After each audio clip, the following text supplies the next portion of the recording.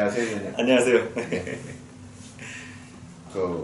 먼저 독자께 본인 소개 부탁드리겠습니다. 젊으신 의원으로 의욕적인 의정활동 보여주시고 계신데. 네. 안녕하세요. 방금 소개받은 경기도의회에서 핫하디 핫한 뜨거운 남자, 뜨거운 경기도의원 신정현입니다. 저는 경기도의회의 여성가족 평생교육위원으로 지금 일을 하고 있고요. 고향 3선거구 동으로 치면 화정 1, 2동이라는 동네 마을에서 호두물 마을이라는 별칭이 있는데요. 이 마을에 살면서 의정활동을 하고 있습니다. 의원이 되기 전까지는 북한학을 전공했기 때문에 현장에서는 평화활동가, 평화운동가로 활동을 했고요.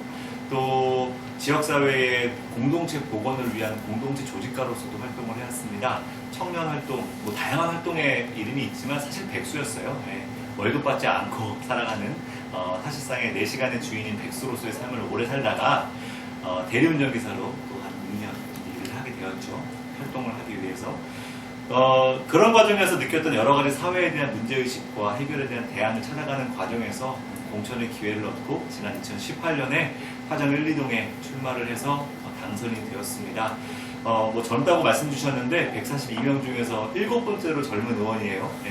그러면은 젊은 편이라고 여러분 젊다 하실 수 있는데 40입니다. 우리는 정치가 너무 나이가 들어버린 것 같고, 다만 저를 소개한다면 마지막 멘트는 꼭 그걸 하고 싶어요. 다음 세대를 준비하는, 그리고 다음 세대의 젊은 정말 시민들이 정치에 진입할 수 있는 그 틈새를 만드는 일을 하고자 열심히 뛰어다니는 신정현입니다. 감사합니다. 네. 앞서는 4월 29일 날 경기도의 본 회의에서 의결된 경기도 농민 기본소득 지원 조례 명칭에 좀 비판적 견해를 좀 비추신 것으로 압니다. 네.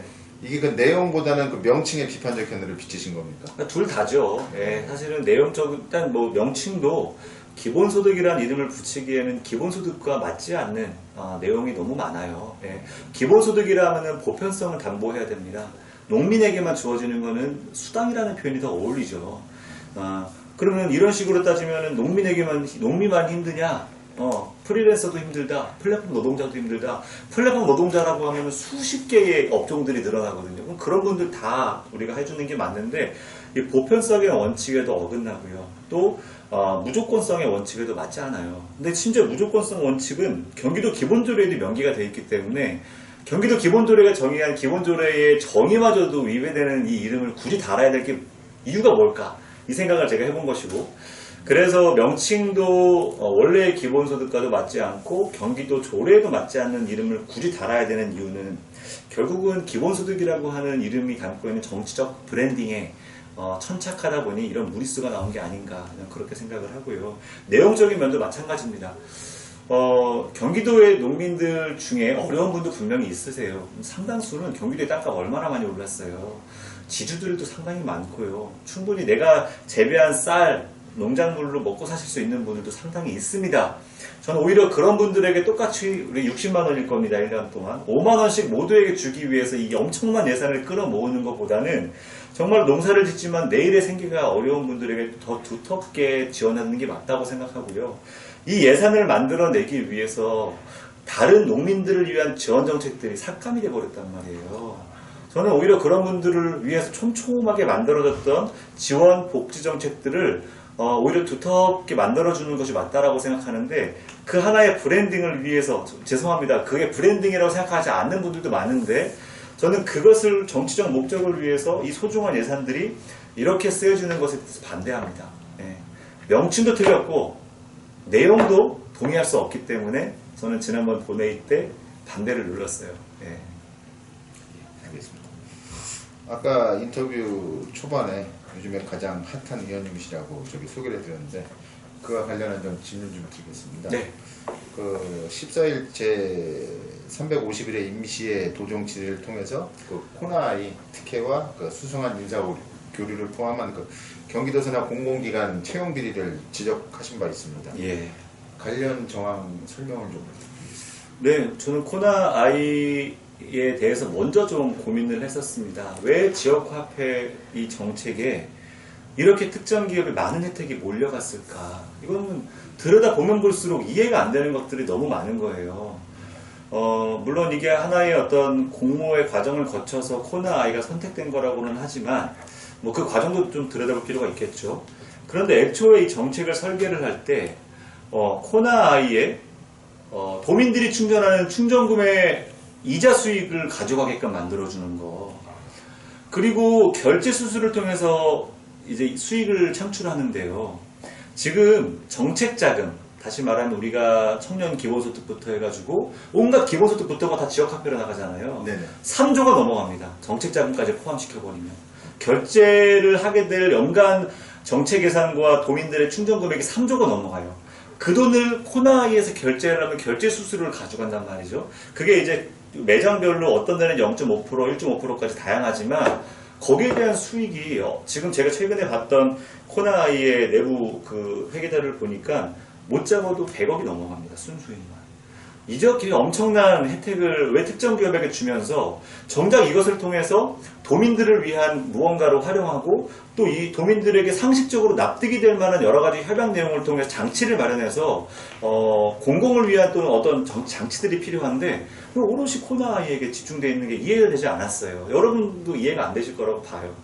그래서 이제 쫓다 보니까 이게 새로운 걸 발견한 게 아니라 작년 행정감사 때 이미 이 내용들이 지적이 된 거예요. 코나아이의 또 이해되지 않는 이 계약의 문제부터 해서 이 코나아이의 주관기관인 시장상권진흥원이 만들어지는 과정, 여기에 들어가는 많은 인사들이 성남시 출신이라고 하는 특정 지역 출신이라고 하는 문제들이 이미 지적이 됐어요. 거기에 대한 의심 퀘스천 마크들이 오래전부터 도의원들로부터 나왔는데 어떠한 개선이나 해명이 없었던 거죠.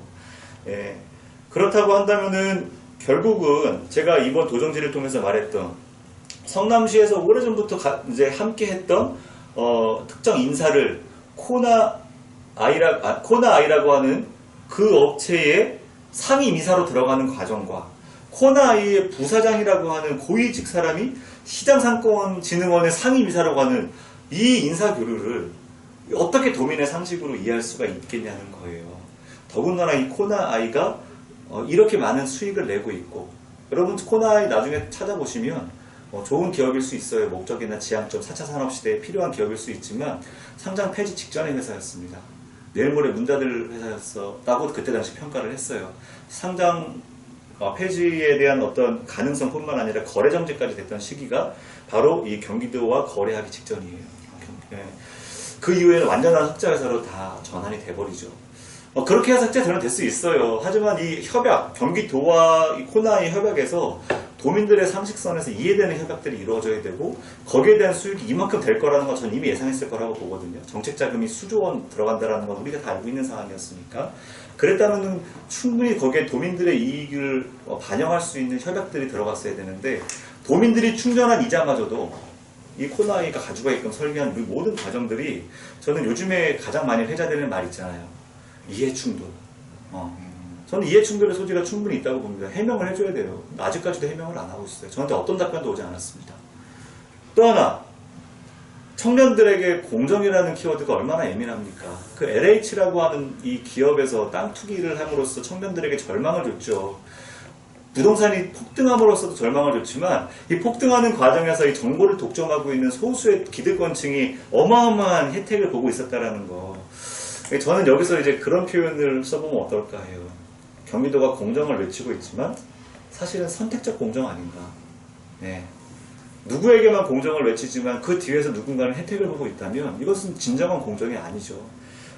그래서 저는 이제 그 도정지를 통해서 비난으로 비판으로 끝낼 이유가 목적이 아니었습니다. 더 중요한 것은 선택적 공정이 경기도에서만큼은 발붙여서는 안 된다. 정말 우리 지사님이 목소리 높였던 공정한 세상을 이루기 위해서는 이 내부적인 문제에서부터 우리가 칼을 들고 빨리 수술을 해야지만 이 경기도민이 진정코 사랑할 수 있는 도정이 될 수 있다. 그런 충정의 마음으로 도정지를 준비했고요.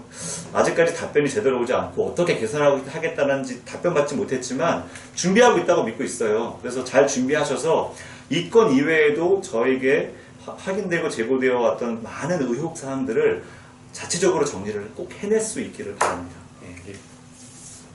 님께서는 그 공약사항으로 그 진실과 네. 화해를 위한 그 금정글 인권 평화사업 추진, 그리고 현장 보존 및 유해 안치를 위한 전시관 건립, 그리고 금정글 학살 현장 근대문화유산 등록, 문화재 추진 등을 말씀하셨거든요. 네.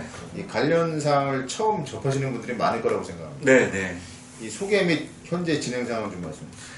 너무 어려울 겁니다. 고양시라는 공간 안에 있는 금정굴이라는 공간은요, 쉽게 말하면은,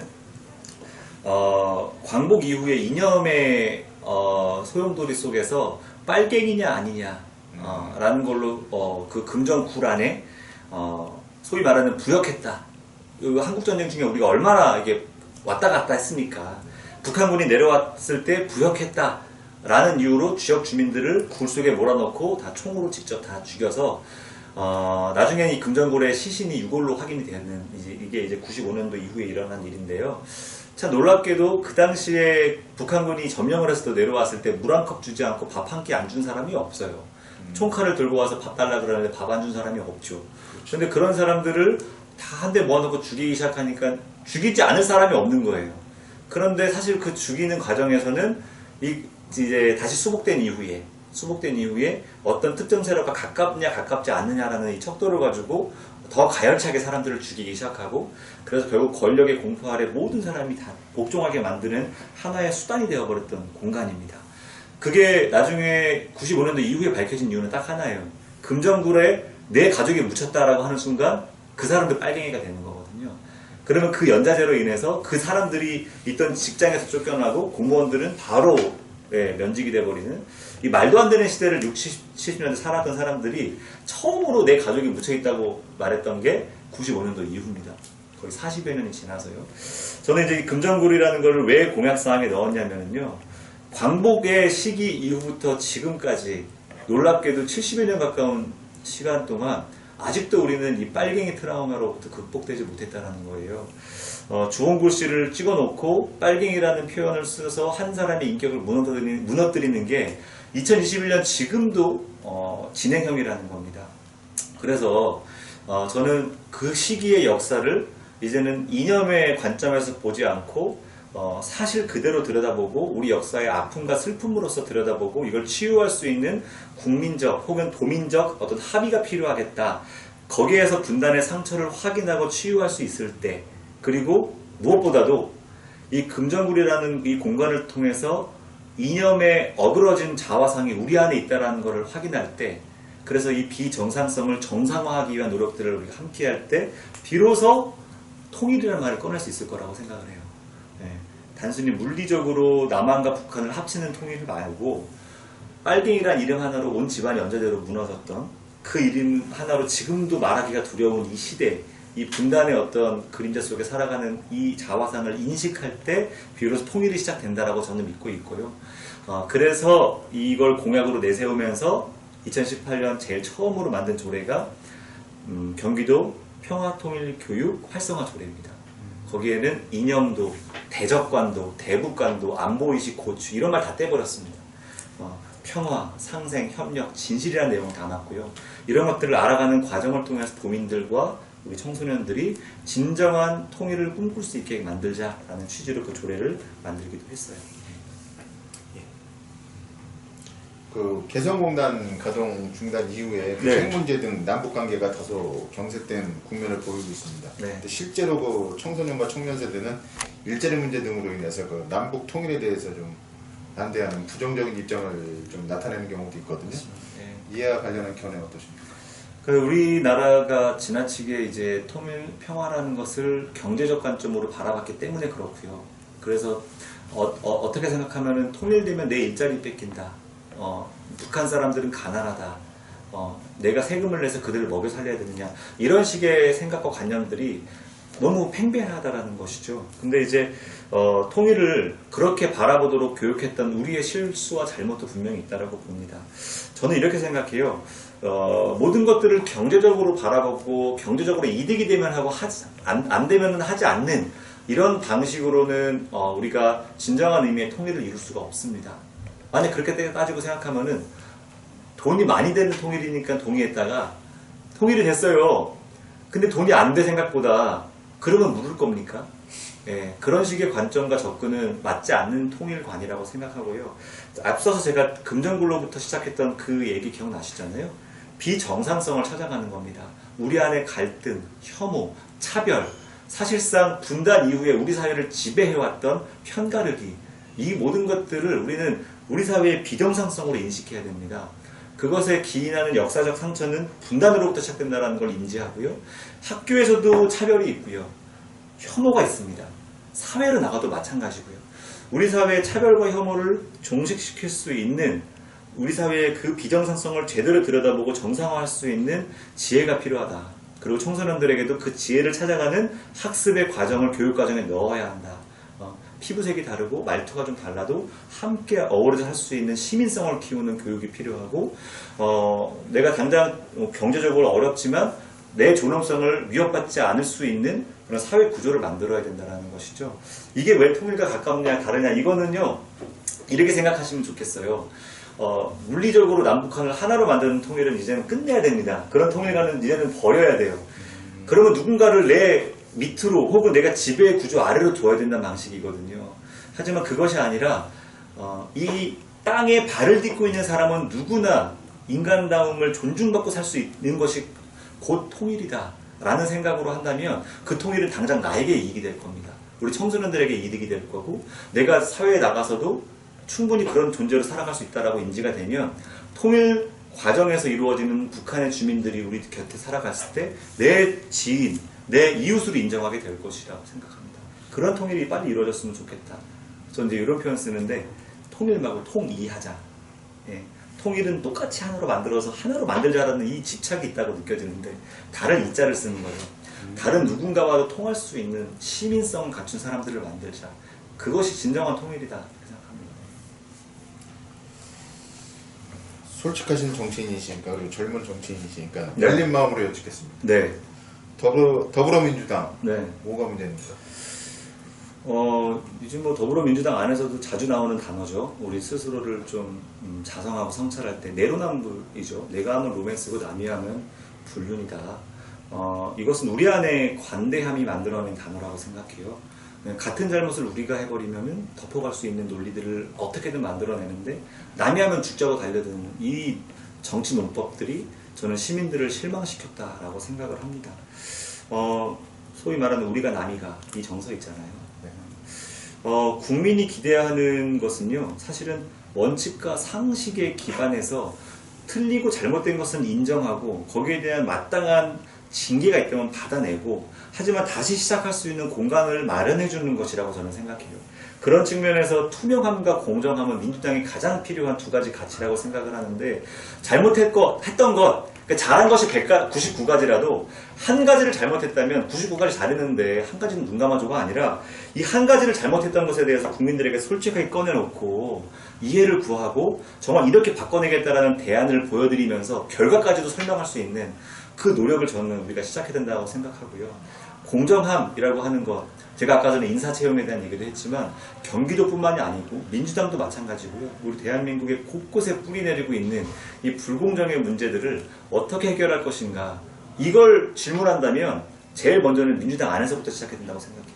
예, 그래서 민주당 안에서부터 앞서 말씀드렸던 선택적 공정에 대해서 이것이 보편적 공정으로 가기 위한 방법들, 그래서 당 안에서부터 정치적인 어떤 여러 가지 시스템을 어떻게 공정하게 운영할 것인가, 그리고 우리가 집권 여당이기 때문에 청와대에서부터 가장 말단에 있는 기관에 이르기까지 보편적 공정으로서, 그리고 시민들의 원칙과 상식이라는 가치 위에서 어떻게 만들어갈 것인가를 저는 우리 안에서 아주 먼저 스스로의 자화상을 들여다보는 작업부터 시작해야 된다라고 생각을 합니다. 네, 그 정도로 얘기하죠. 마지막으로 그 도민께 전하고 싶은 말씀과 향후 활동 계획 듣고 싶습니다. 네. 아마 도민 여러분들께서도 지금처럼 정치의 소용돌이 속에서 피곤함을 느끼시는 때가 없었을 거라고 생각합니다.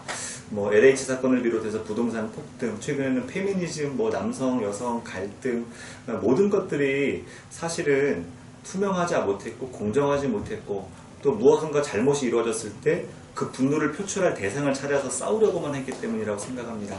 저는 그렇기 때문에 이 문제를 당장 면피하기 위해서, 혹은 선거가 가깝기 때문에 이렇게 자꾸 대응하는 것들에 대해서 정말 죄송하다고 생각을 하고요. 또 다른 한편 저도 그 중에 책임을 져야 될 한 정치인으로서 정말 도민 여러분들께 죄송한 마음을 먼저 말씀드립니다. 다만 우리가 달라질 수 있을 거라는 확신에 찬 약속을 드릴 수 있습니다. 왜냐하면 이 당내에서도 또 많은 젊은 정치인들과 당원들 중심으로 다음 선거에 목숨을 걸기보다는 다음 세대가 인정하고 공감할 수 있는 정치가 무엇인지 찾아가 보자라는 아주 역동성 있는 이야기들이 당내에서 저는 뻗어나오고 있다고 생각하거든요. 저는 그 원동력을 기틀 삼아서 우리 당이 주민들, 도민들의 원칙과 상식에 부합하는 정당으로 혹은 경기도정으로 또 경기도의회로 성장할 수 있을 거라는 약속을 드리겠습니다. 많이 지켜봐 주시고 응원해 주시고 무엇보다도 절대로 주저하지 말고 쓴소리 해 주십시오. 많이 욕해 주십시오. 그래 정치인들이 절대로 그것을 스스로 익숙하다고 느껴서 스스로가 부패하는데 자기를 놓아놓고 버리지 않도록 더 많은 쓴소리와 채찍을 부탁드리겠습니다. 저도 귀담아 욕 듣겠습니다. 감사합니다.